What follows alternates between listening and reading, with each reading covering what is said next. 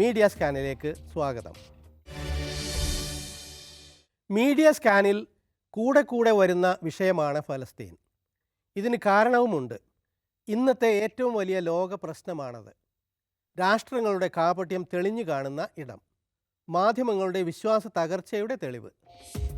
വംശഹത്യ കേസ് ഇസ്രായേലിനെ വേട്ടയാടുമ്പോൾ അത്തരം കുറ്റങ്ങളെ സൂചിപ്പിക്കുന്ന വാക്കുകൾ പോലും മാധ്യമങ്ങൾ ഒഴിവാക്കുന്നതിനെപ്പറ്റി കഴിഞ്ഞയാഴ്ച പറഞ്ഞു.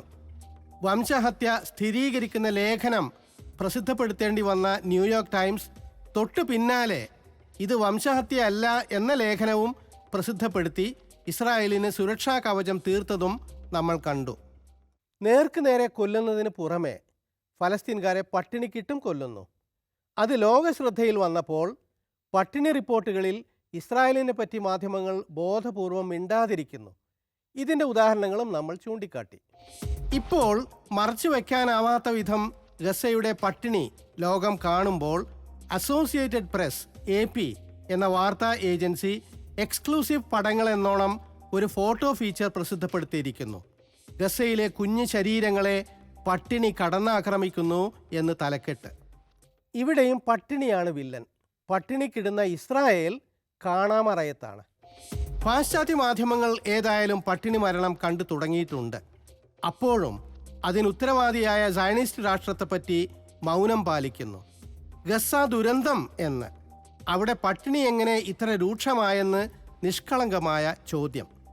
ടൈം മാഗസിനും ന്യൂയോർക്ക് ടൈംസും പറയില്ലെങ്കിലും Amnesty international, human rights watch, doctors without borders തുടങ്ങി അസംഖ്യം കേന്ദ്രങ്ങൾ ഇസ്രായേലിനെ കുറ്റപ്പെടുത്തി റിപ്പോർട്ടുകൾ പ്രസിദ്ധപ്പെടുത്തിയിട്ടുണ്ട്. ഇതൊക്കെയായിട്ടും വാൾസ്ട്രീറ്റ് ജേർണൽ പറയുന്നു ഗസയിൽ നിന്നുള്ള പട്ടിണി ഫോട്ടോകൾ വ്യാജമാണെന്ന്. പട്ടിണി കൊണ്ടല്ല, രോഗം കൊണ്ടാണ് മരിക്കുന്നതെന്ന്. ക്രൂരമായ തമാശ തന്നെ. രോഗം വന്നത് പട്ടിണി കൊണ്ട്, അത് മാരകമാകുന്നതും പട്ടിണി കാരണം. എന്നിട്ടും മാധ്യമങ്ങൾക്ക് ഇത്ര ചങ്കൂറ്റത്തോടെ കള്ളം പറയാൻ എങ്ങനെ കഴിയുന്നു? അതിന് കാരണം അവർ ഒന്നും നേരിട്ട് കാണുന്നില്ല, ഇസ്രായേൽ ഗസയിലേക്ക് ആരെയും കടത്തുന്നില്ല എന്നതാണ്. പുറം ലോകത്തേക്കുള്ള ജാലകങ്ങളെല്ലാം അടച്ചിട്ടും ഗസയിൽ നിന്ന് ദൃശ്യങ്ങൾ പുറത്തു വരുന്നു. പാശ്ചാത്യ മാധ്യമങ്ങൾ വളച്ചൊടിക്കാൻ ശ്രമിച്ചിട്ടും യഥാർത്ഥ വിവരങ്ങൾ പുറത്തെത്തുന്നു.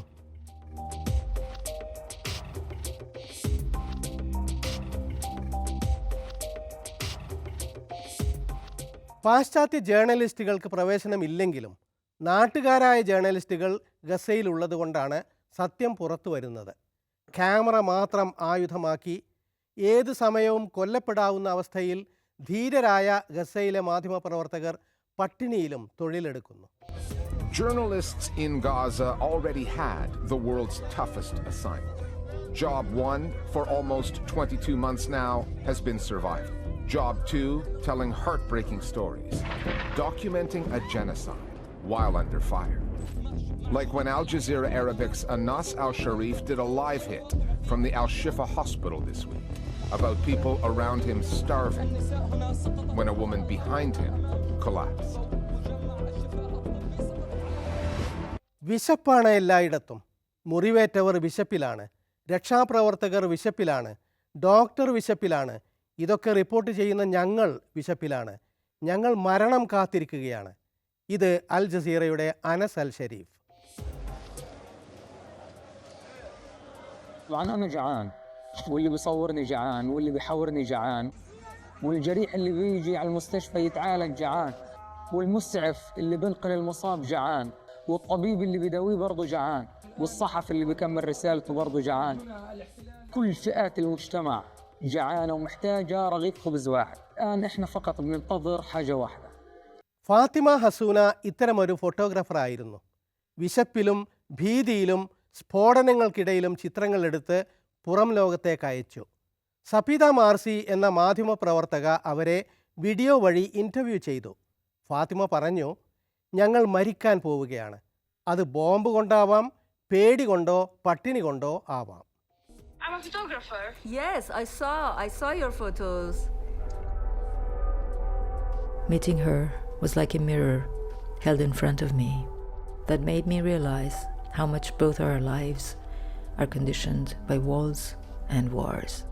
You have many options to die here in South Gaza.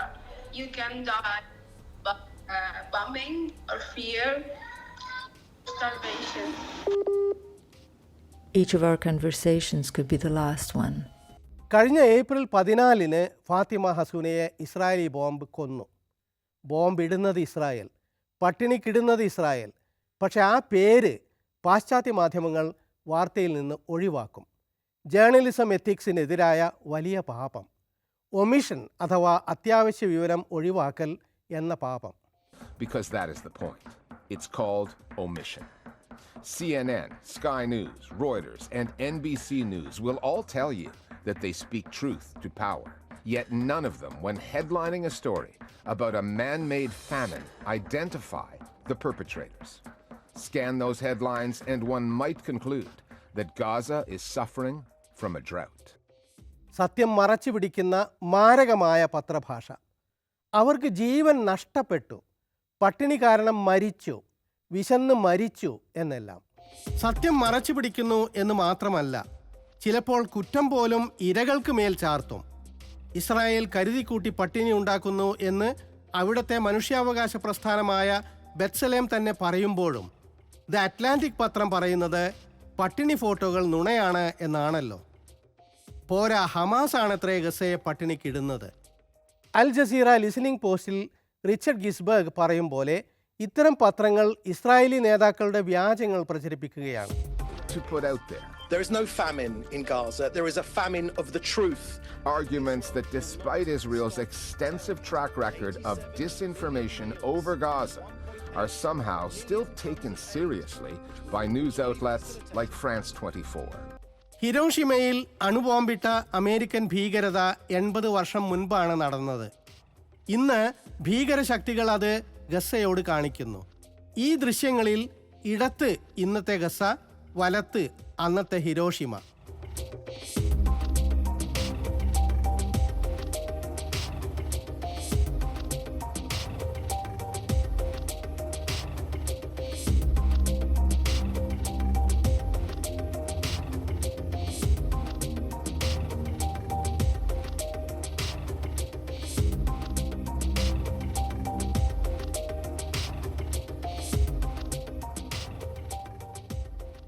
ഹിരോഷിമയുടെ പകുതി പോലും വലുപ്പമില്ലാത്ത ഗസയിൽ ഹിരോഷിമയിൽ ഇട്ടതിൻ്റെ 8 ഇരട്ടിയിലധികം ബോംബുകൾ ഇട്ടുകഴിഞ്ഞു.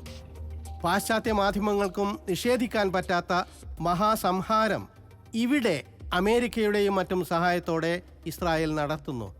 ഭീകരരാജ്യം ചെയ്യുന്ന ഭീകരത.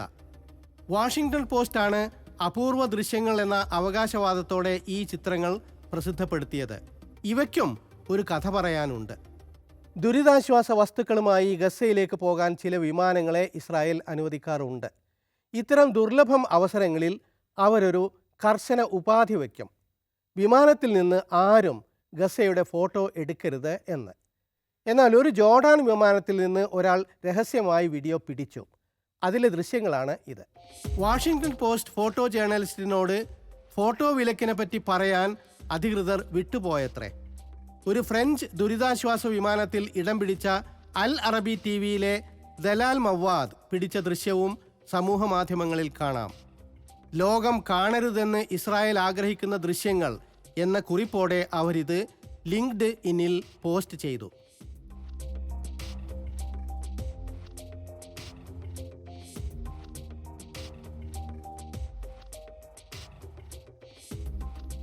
സ്വയം രക്ഷയ്ക്ക് വേണ്ടിയുള്ള ഹമാസിനെതിരായ യുദ്ധമാണിത് എന്ന ഇസ്രായേലി പ്രചാരണം പാടെ തകരുന്നു. വംശഹത്യ നടത്തുന്നില്ല, ജനങ്ങളെ പട്ടിണിക്കിടുന്നില്ല എന്ന വാദവും തകരുകയായി. അപ്പോഴും ഇസ്രായേൽ പ്രചാരണത്തിന് വേണ്ടി പണവും അധ്വാനവും ചെലവിടുന്നുണ്ട്. ന്യൂയോർക്കിലെ ടൈംസ് സ്ക്വയറിൽ കഴിഞ്ഞയാഴ്ച പ്രദർശിപ്പിച്ച പരസ്യം ഇതാ. ഹമാസ് പിടികൂടിയ ഇസ്രായേലി ബന്ദികളെ ഹമാസ് പട്ടിണിക്കിടുകയാണത്രേ. ഗസയിലേക്ക് ഭക്ഷണം എത്തിക്കാൻ സമ്മതിക്കാത്ത ഇസ്രായേൽ തന്നെയാണ് പട്ടിണിക്ക് ഉത്തരവാദി എന്നത് മറച്ചു വയ്ക്കുകയാണ് ഇവിടെ. വ്യക്തമായ വംശഹത്യയും പട്ടിണിക്കൊലയും നടന്നിട്ടും അത് ഇപ്പോഴും ഇസ്രായേലിന് നിഷേധിക്കാൻ കഴിയുന്നത് പാശ്ചാത്യ മാധ്യമങ്ങൾ സത്യം മറച്ചു വയ്ക്കുന്നത് കൊണ്ട് തന്നെയാണ്.